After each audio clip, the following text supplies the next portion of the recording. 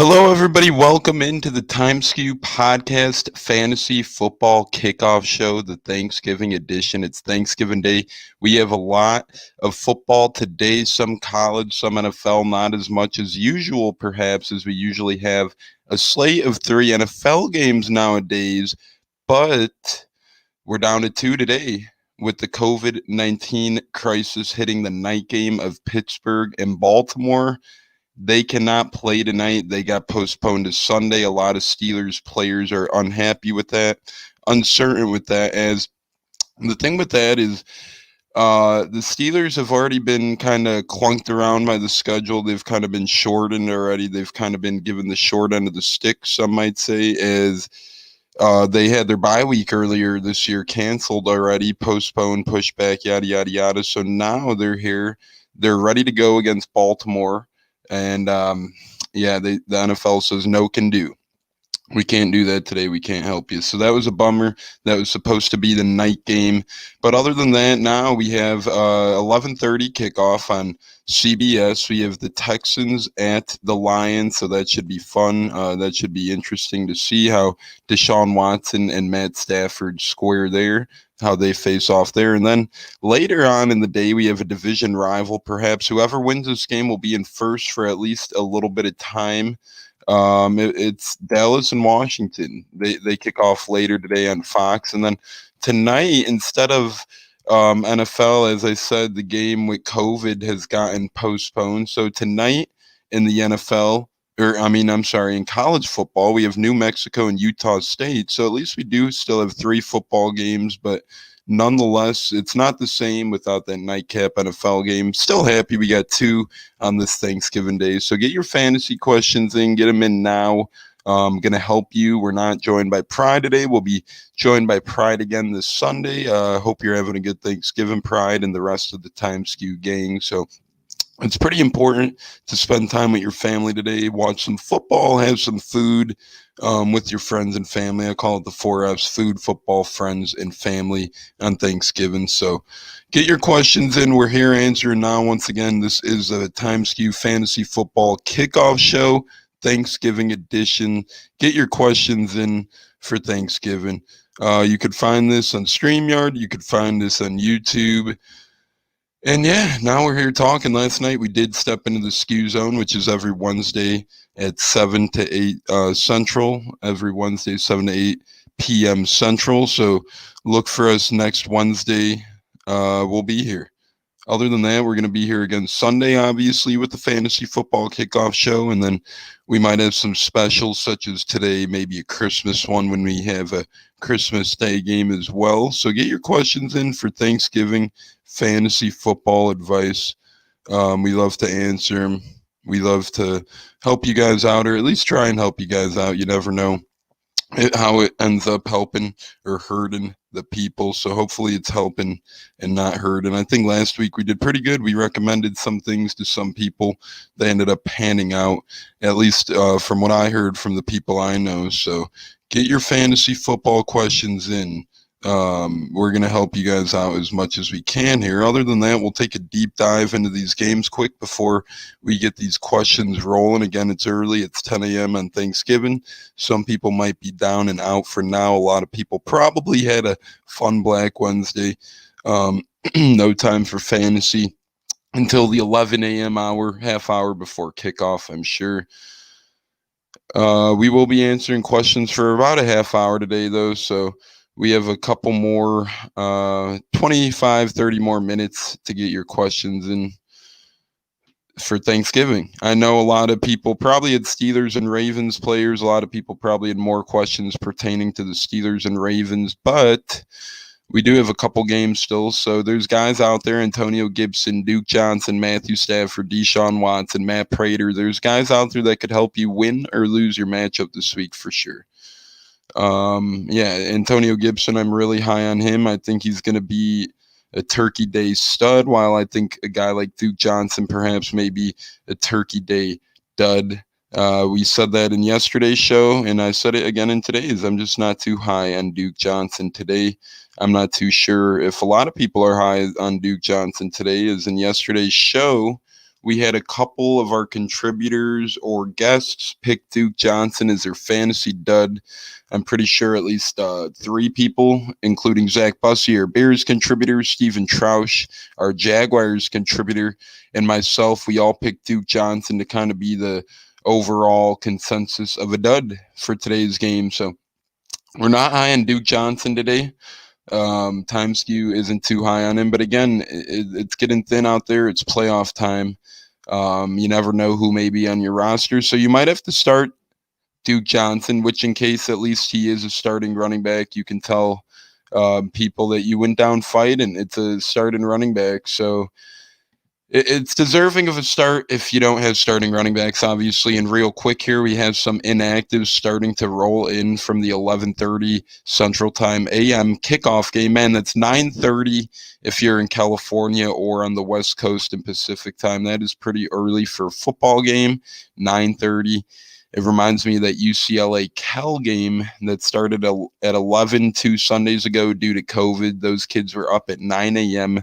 playing some football. But the Lions are shorthanded today a little bit. They're without Kenny Golladay, obviously a top wide receiver in the NFL. They're without Danny Amendola. They're without DeAndre Swift. 3 big weapons on the offensive side of the ball. And then they're without 2 of their top cornerbacks, Jeffrey Okudah and Mike Ford, and then they're without Austin Bryant and Deshaun Hand. They're a little short-handed today, no pun intended. It's going to be a tough game for them to win, but if they want any sniff, any chance of the playoffs, they're going to have to win this one. Just in here, I do have the Lions +3 today. I like that bet, and I like Washington football team +3 as well. A lot of experts such as Chris Sims and Mike Florio are picking both the Texans and the Cowboys. I'm cool with people riding with the Texas teams, especially on this Turkey Day. I think that, that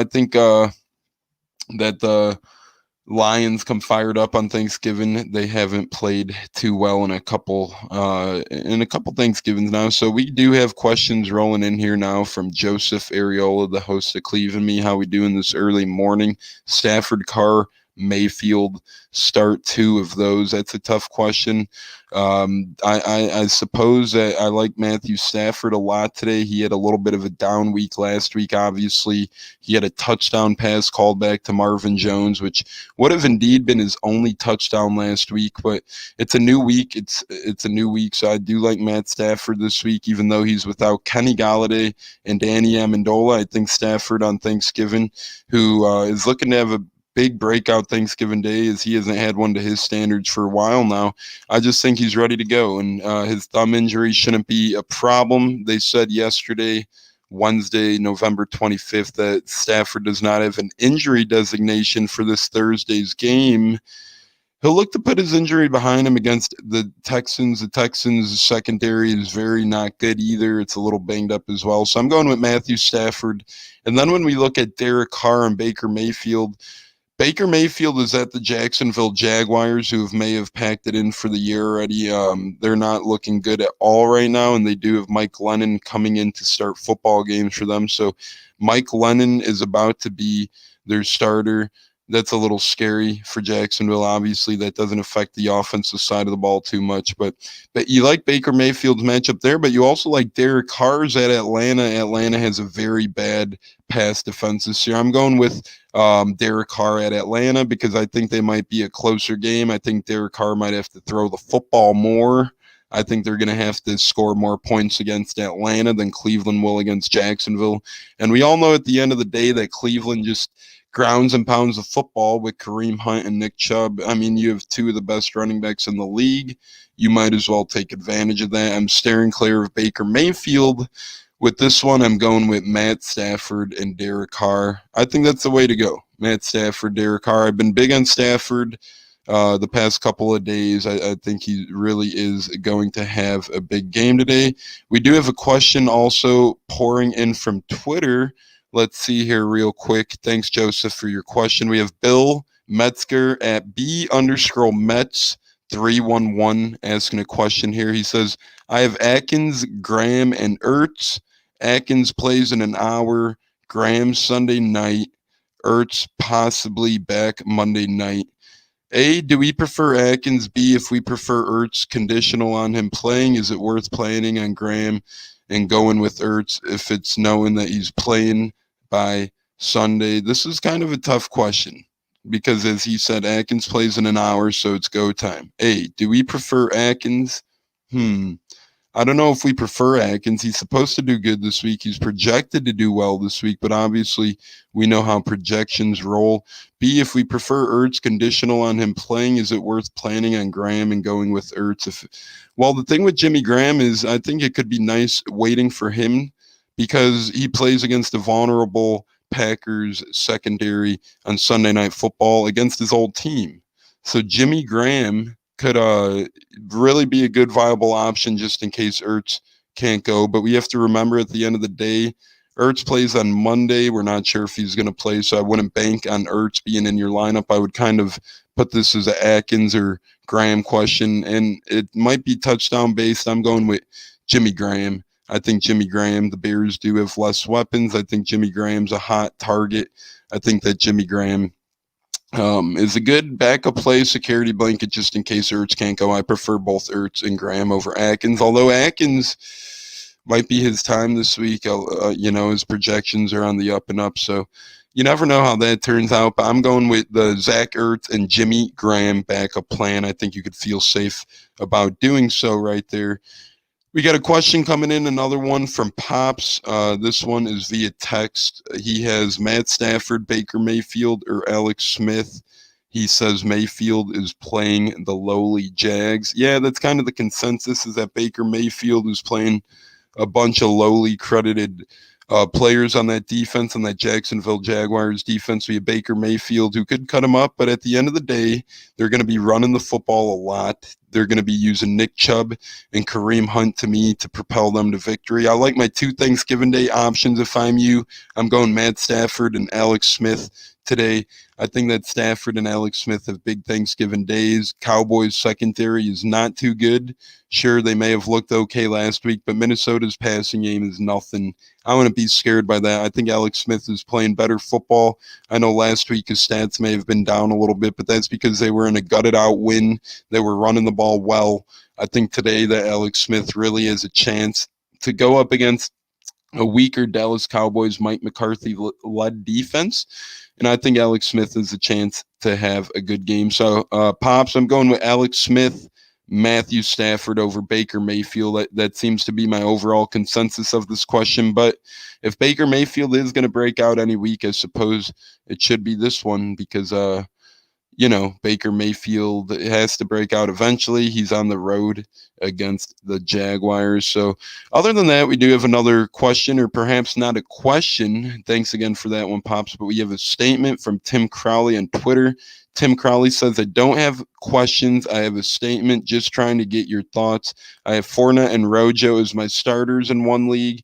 I benched Rojo expecting the Bucs to be playing from behind against the Chiefs and took a complete flyer on Carrion Johnson. Your thoughts here? Carrion Johnson's a tough one to figure out because when he plays, he is shown that he could be a pivotal running back perhaps in the football league, but Carrion Johnson kind of has went invisible to this point this season, besides last week in an early touch, or not last week. He had 6 carries for last week. I don't think it resulted in much, but his game plan was try to be more involved last week. Week 2, he did have a touchdown on the ground.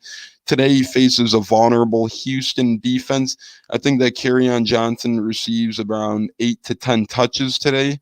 And it really depends on what you think Carrion Johnson will do, perhaps with those 8 to 10 touches today. I think that they're going to use Adrian Peterson a lot in this ground and pound. Carrion Johnson might be touchdown dependent today. Ronald Jones is a safer play, in my opinion. We know that Ronald Jones has 100-yard game potential week in and week out. And the thing with Ronald Jones is that he's done this against some good defenses, right? Ronald Jones hasn't ran all over bad defenses only, but he's ran over pretty good run defenses too. Carolina's defense is not no slouch. He had 23 carries for 192 yards and a touchdown there. Obviously, Chicago's defense isn't a joke. Had 17 carries for 106 there. Chargers' defense is pretty stout when they're playing good. He had 20 carries for 111 yards there. of course, against a playoff contender Packers team. He had 2 running touchdowns. I'd feel safe playing Ronald Jones over Carrion Johnson. I think you always go with your big guys. I know Carrion Johnson's playing Houston, and I know that Ronald Jones is playing the Chiefs. But I think the Bucs stay neck and neck with the Chiefs. I know a lot of people think they're going to be playing from behind. We'll see what happens. I'm saying lean with Ronald Jones in this one because, Ronald Jones can't go wrong. Like I said, he's gotten your team 20 points or more multiple times this year, while Carrion Johnson would be lucky to get a touchdown. And getting a touchdown means Carrion Johnson's fantasy dependent on getting a touchdown. One game this year, he got a touchdown. He had over 9 points. Every other game, he's not sniffing more than a few points. So I'd steer clear of Carrion Johnson. I'd go with Ronald Jones. Just my personal thing. I don't know. It'll be interesting to see how Carrion Johnson does. I've seen him floating on the waiver wires in a few leagues. I was tempted a little bit, but I kind of left him out there. You're not really sure out of him or Adrian Peterson. Probably Adrian Peterson gets a bulk of the work there, but we'll see what happens. You never know what happens. So, as I said one more time, we'll go over the Lions inactives list, which is a big one.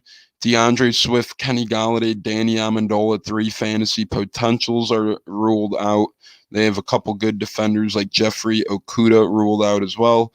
So that's probably not good for them. Obviously, just a couple other notes and news around the NFL.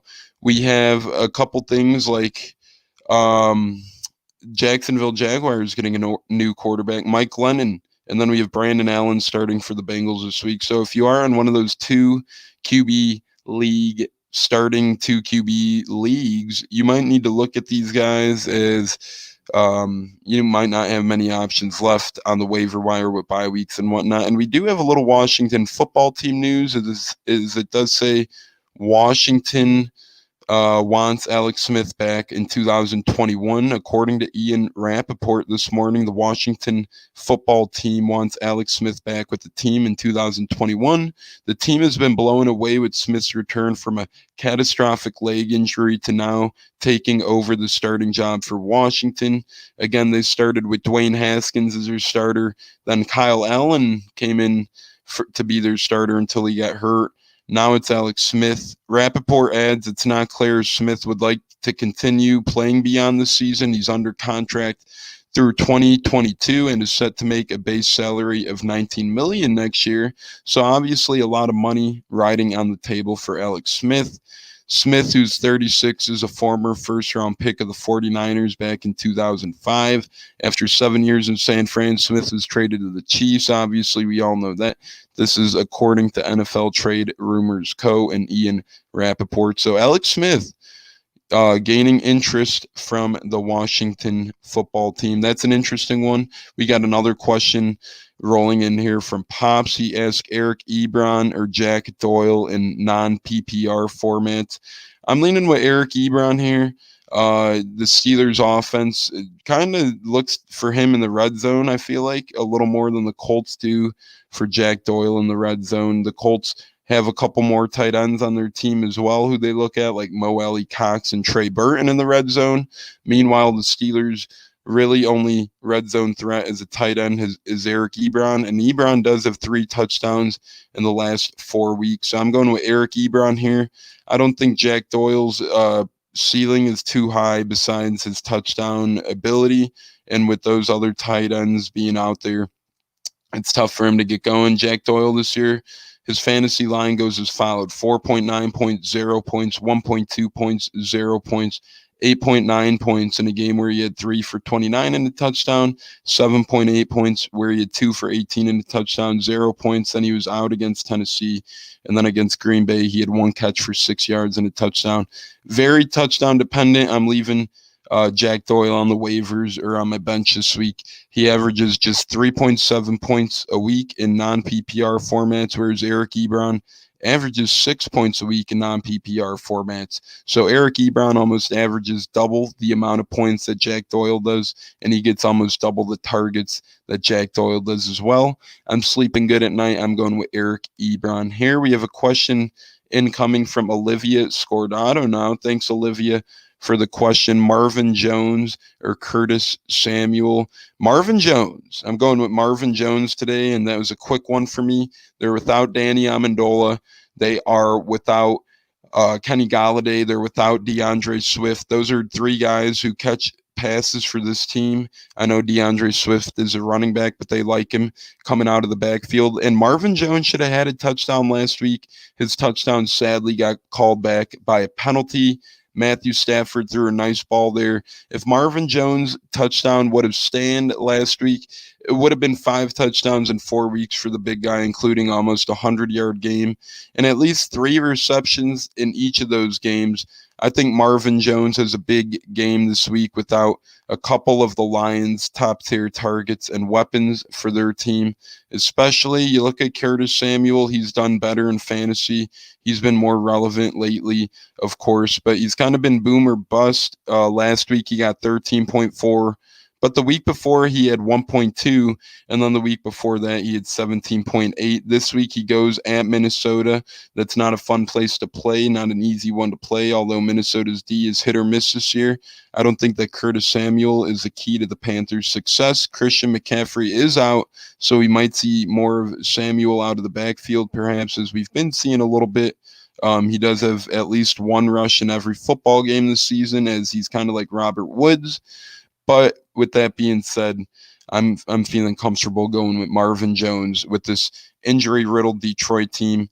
As I said, maybe if they have Kenny Galladay, maybe if they have DeAndre Swift or Danny Amendola playing, this is a different story. This question is answered differently, but perhaps right now I'm going with Marvin Jones over Curtis Samuel. I do like playing Thanksgiving guys too.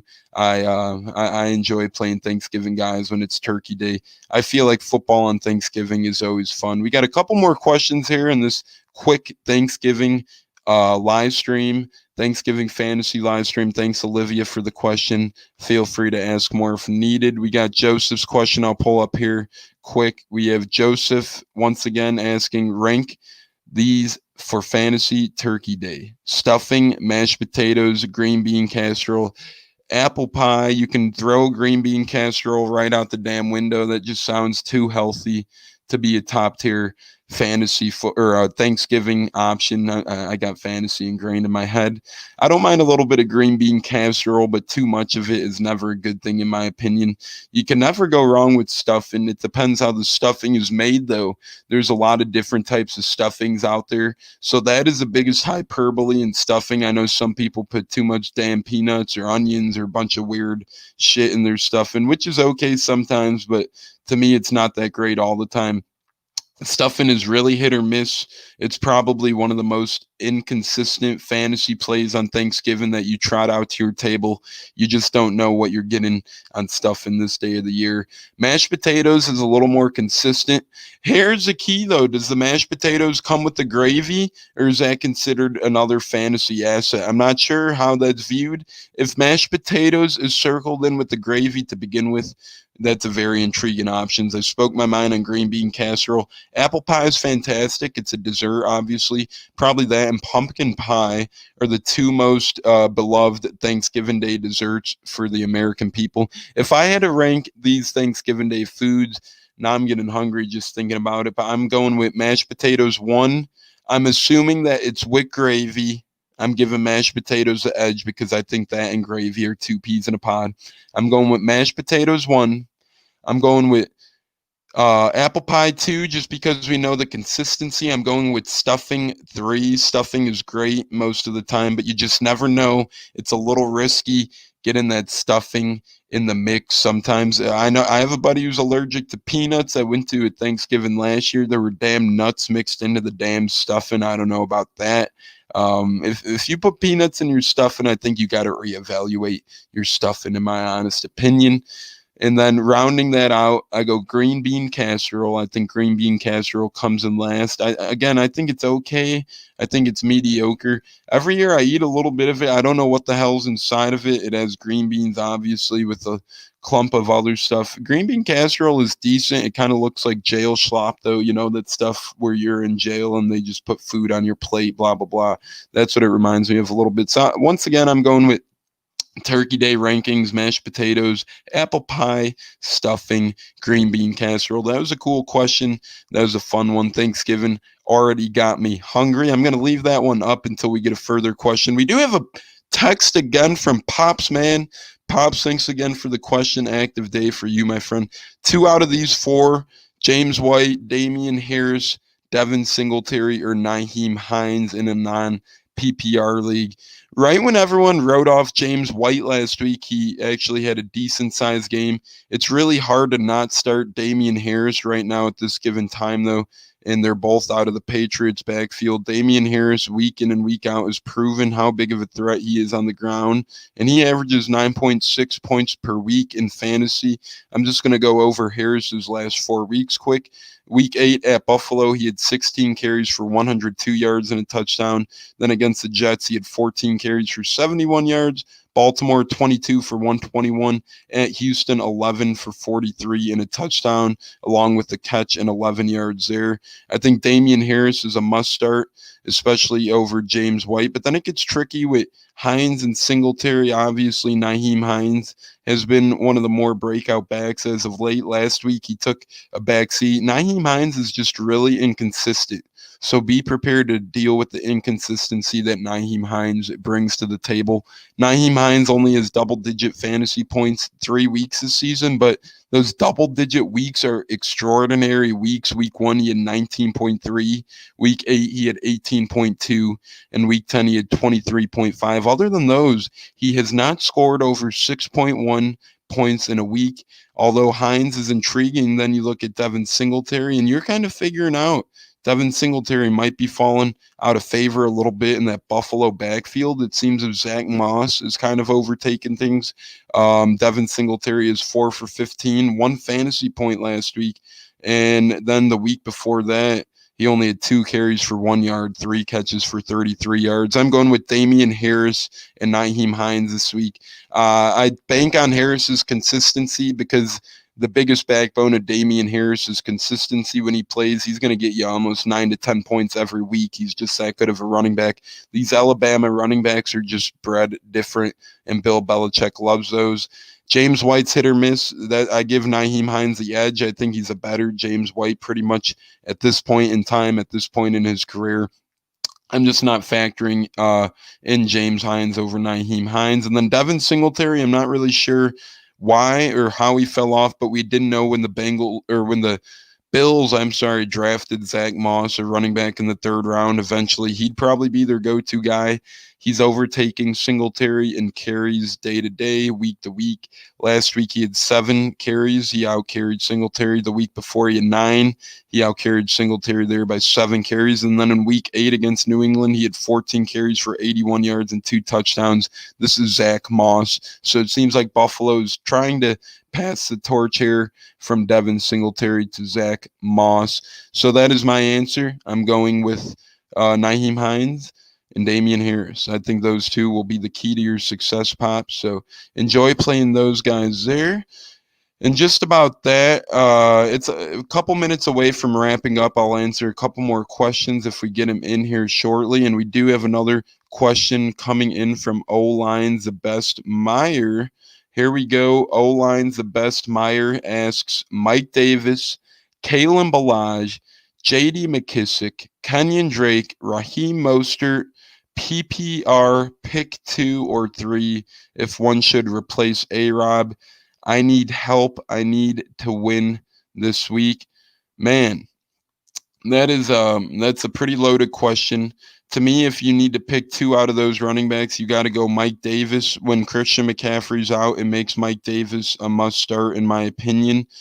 I say that with confidence, and Davis had a good week last week, 19 carries for 64 and a touchdown.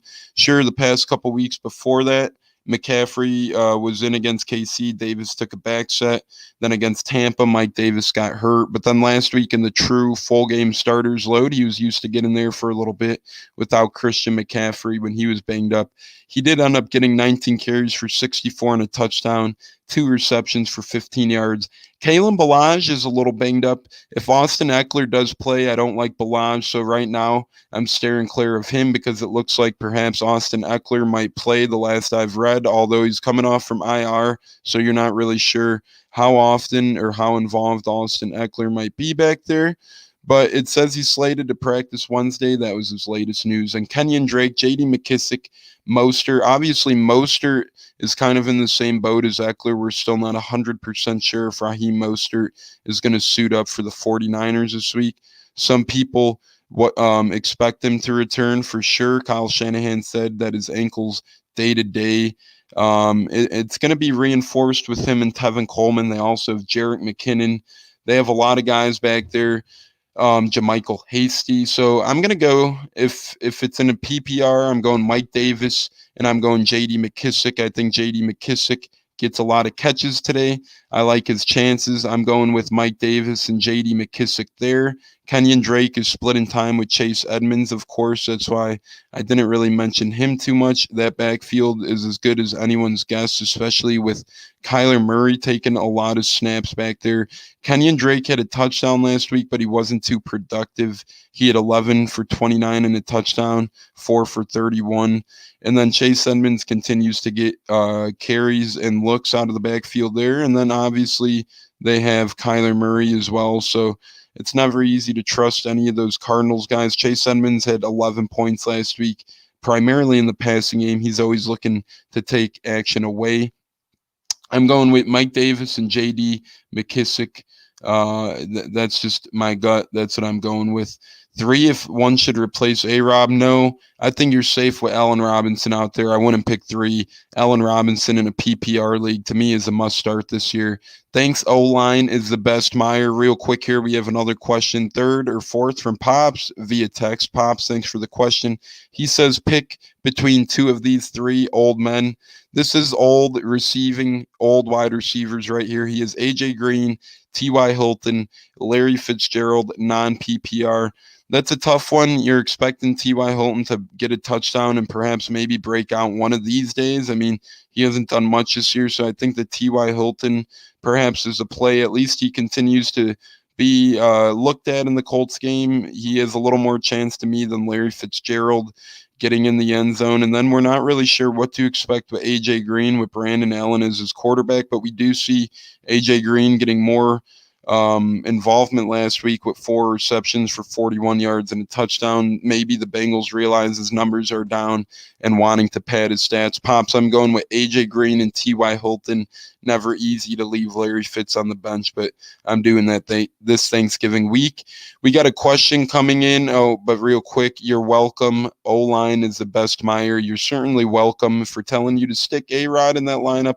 Mike Davis and J.D. McKissick as well. I hope McKissick pays off dividends. We were only supposed to run till 10:30, but I'll continue answering questions until they stop coming in, until they're done here. We got a question coming in from Greg Knowles. Greg Knowles. How we doing, Greg? Hope your Thanksgiving going good.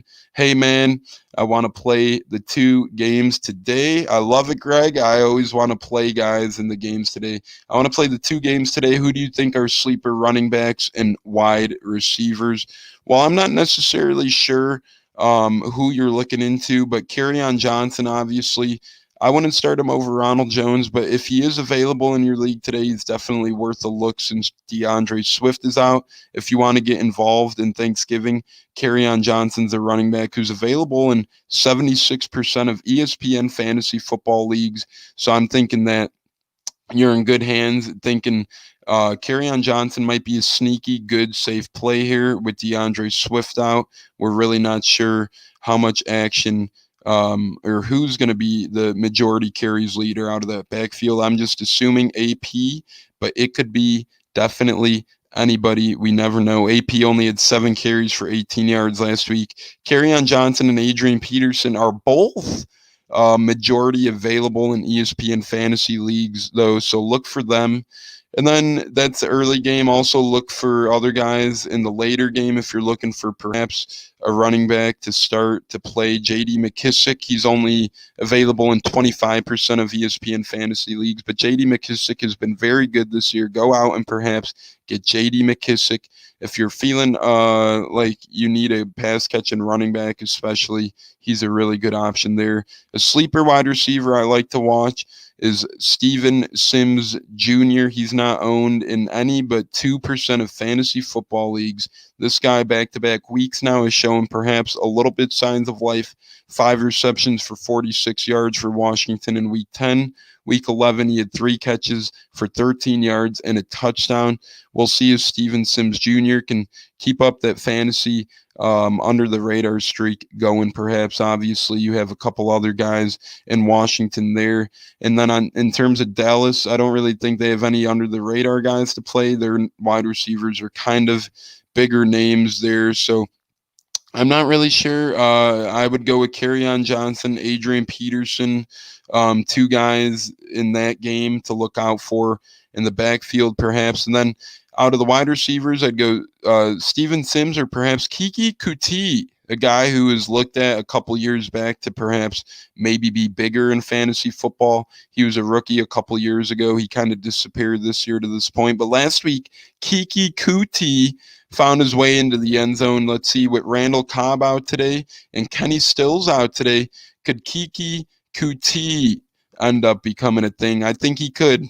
Watch out for Kiki Kuti, Steven Sims, Adrian Peterson, and Carrion Johnson is sleeper picks today. They're available in a lot of leagues. And then J.D. Mckissick, still available in 25% of leagues. If you're feeling like you could still go get him, give it a shot. Why not, right? Another question in, Mike Smith, Carson Wentz or Daniel Jones or Andy Dalton. Pick one. Who do I start? Man, you're just loading up on NFC East quarterbacks, something that probably this season you're not proud of. I'm going with Daniel Jones in this one. Daniel Jones faces a vulnerable Bengals team, perhaps. So that right there says Daniel Jones could have a big game. We've seen the Bengals defense be susceptible to big fantasy passing games, and Daniel Jones also could do it on the ground. He's had a couple big runs this year with his legs. So maybe against Cincinnati coming out of a bye week, he could get it going. The last time we've seen him play before the bye week, he had 9 carries for 64 yards and a touchdown against Philly. Again, he's also had a 92-yard rush game this year, a couple of 45 and 49-yard games, a 74-yard running game. Daniel Jones is a superb running threat. Carson Wentz, the way he's throwing the football right now, you can't trust him. Andy Dalton, I don't really like him this year in that Dallas offense. He's had a couple of adversities to overcome, COVID, concussion problems, and whatnot. Last week he looked okay, still didn't look great. I would need to see more about Andy Dalton than to insert him into my starting lineup. I'm going with Daniel Jones in this one, and I think the choice here is rather easy in my personal opinion. And then Mike just adds in, happy Thanksgiving, bro. Keep up the good work. Thanks, Mike. Happy Thanksgiving to you. We appreciate your weekly activity, asking questions, staying involved. We appreciate all you guys. We're thankful for you guys. That's Mike Smith. Mike, once again, if you're listening to this, anyone who's listening to this, head on over to timeskew.com/shop for the holiday season. Use the code STREAMER right now to receive 10% off. Guys, you don't want to miss out on great stocking stuffers like coffee mugs and face masks. And then you have the keep you warm type gear with the pullovers, crew necks, hoodies. Go to timeskew.com/shop today for all of your holiday needs, stocking stuffer goods, and fantasy football gear to propel you through the playoffs this season. Man, use code STREAMER today at checkout to get 10% off there. Go get it. Mike, happy Thanksgiving. Hopefully you can use that little Black Friday code STREAMER, get 10% off. I also do know the store does do free shipping on any orders over $50. So that's pretty cool. Between the STREAMER and the free shipping, quite the little Black Friday in the timeskew.com shop. We do have more questions coming in. We have Yadvir Pada. How's it going, Yadvir Pada? AB, Duke, or Balaj. Pick one. I'm not too high on Duke this week. AB had a nice week last week, and Balaj is question mark. He's questionable with Austin Eckler maybe coming back as well. Although I'm not high on Duke Johnson, I do always say start the starting running backs when you have a starting running back on your team. Duke Johnson is the clear-cut back there. Although I'm not high on him, Balaj this week is risky just in the fact that Austin Eckler could be back this week, and Balaj is a little banged up himself this week.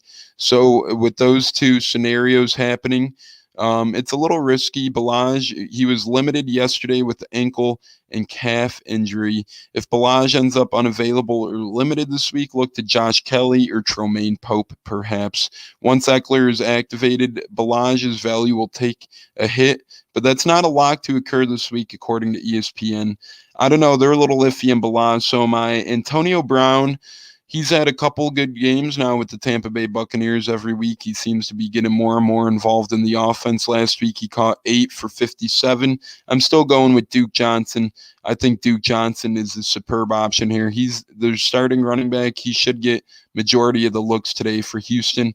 I don't like him in most leagues, but in this scenario, I like the starting running back. I like going with Duke Johnson.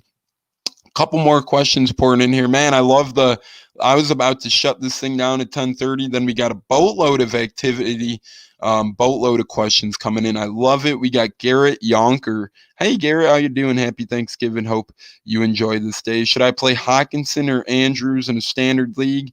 Go with Hockenson.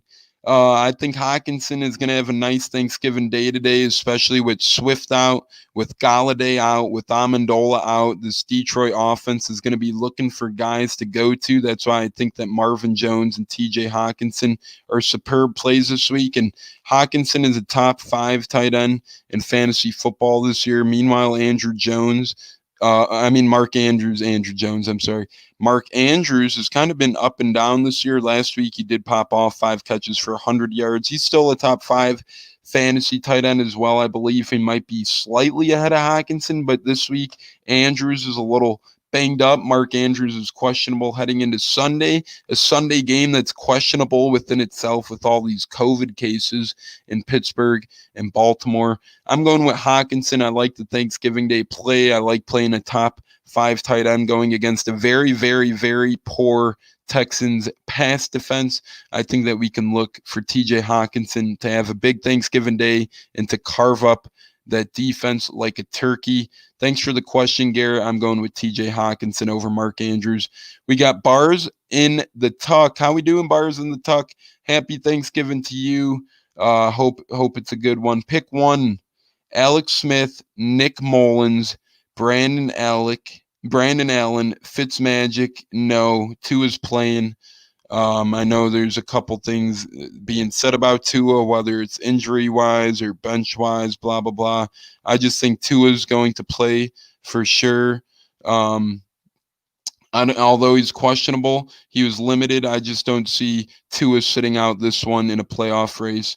But to answer your question, if Rivers sits or Brissett, tough one indeed. I'm going with Alex Smith, though, because it seems like you don't have Phillip Rivers. You're just asking if you should play Brissett if he sits. I'm going with Alex Smith today, going against a very vulnerable Dallas defense. I think Alex Smith and his hype around the season, his comeback, gruesome leg injury, I think he's done very well. I think he's persevered to this point. I don't think Nick Mullins or Brandon Allen are even mentionables. And then the fact that Fitzmagic or Brissett, you're kind of hoping that injuries happen in those scenarios. I'm steering clear of those guys. I'm going with Alex Smith because at this point in time, this question is Alex Smith, Nick Mullins, Brandon Allen.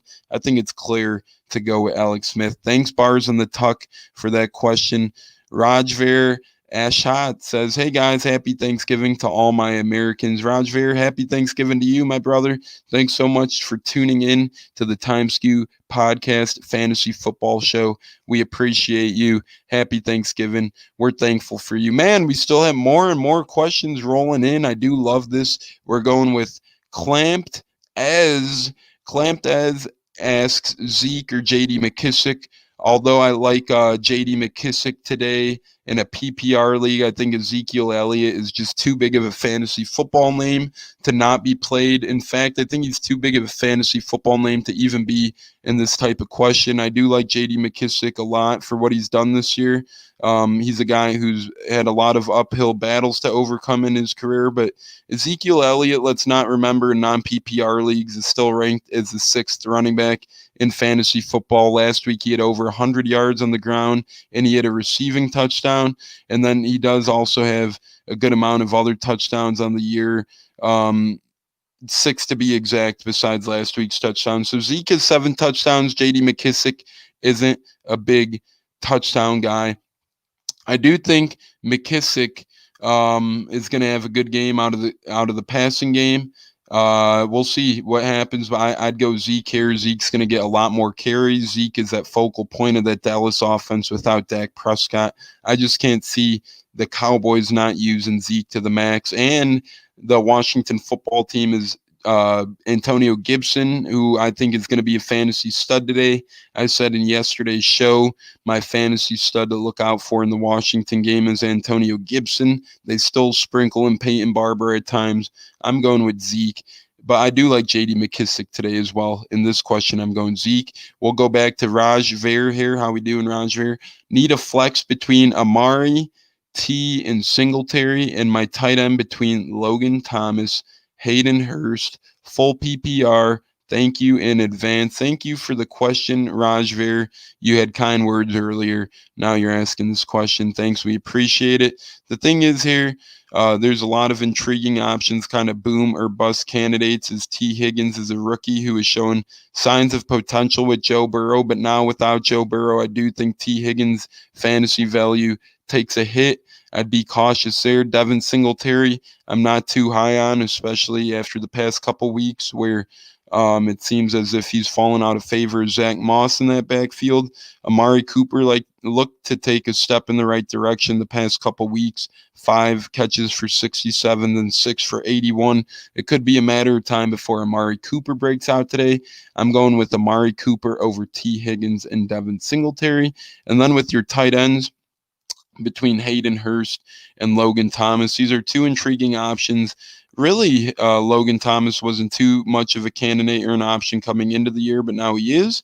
Hayden Hurst was also absent from Wednesday's practice with an ankle injury, making his status for this Sunday in doubt.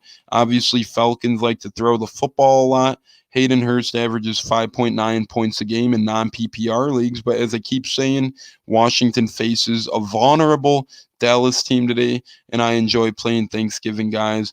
And Hayden Hurst is a little banged up. Logan Thomas has kind of had one up week, one down week this year. I think Logan Thomas is an up week after his down week last week. Only 2 for 6 last week. I'm looking for Logan Thomas to rebound this week and perhaps make his way into the end zone. I'm going with Amari Cooper, Logan Thomas. Hope that your Thanksgiving Turkey Day thankfuls come to play. A lot of high offensive production for today. We do have another mention here from Bars in the Tuck. Thanks, man. Enjoy the feast. Thanks, Bars in the Tuck. Enjoy the feast for you, my man. I hope everyone out there is a feast today. Everyone deserves it. It's been a tough 2020 over here between COVID and a lot of other things, so we deserve it. Rajver once again says, I don't know about Mckissick. I think Antonio Gibbs is going to break off a few big runs today. Yeah, I do too as well, but let's remember, J.D. Mckissick gets a ton of snaps playing, even though if Antonio Gibson does break off a few big runs, J.D. Mckissick is still going to play today. With that being said, I do think Ezekiel Elliott plays. And breaking news here, we talked about him earlier in the show. Cardinals wide receiver legend Larry Fitzgerald has tested positive for the coronavirus. He will not play this Sunday. That makes Pop's question that much more clear. Don't start Larry Fitzgerald this Sunday. One of the best to ever do it. Gotten COVID. Man, Larry Fitz. That is just bad. I'm sorry to hear about you, Larry Fitz. You're in our thoughts. You're in our prayers. Larry Fitzgerald does have COVID-19. Don't play him this Sunday. Pops, that was a question earlier. Rajveer has another comment, says, I was just thinking, I don't know about Amari versus the Washington secondary. I like him more than T and Singletary. I mean, T. Higgins with Brandon Allen at quarterback, Devin Singletary, yikes, at running back. The choice is yours, brother, but to me, this one's pretty obvious. Larry Fitz, yep, that's a sad one there. Larry Fitz, we just talked about that situation with the COVID. Again, I will put the promo code in the comments below as I'm about to log off here, barring any last minute questions. Your order at timeskewedshop.com, you have a chance to get 10% off for Black Friday.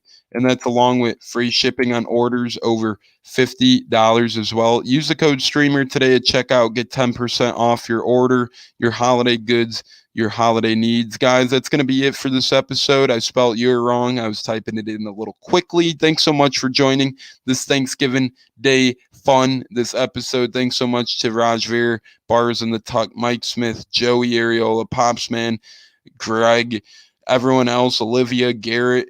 I'm thankful for all of you guys. O-line is the best Meyer for asking questions. Anyone else, Clamped Easy, who asked questions.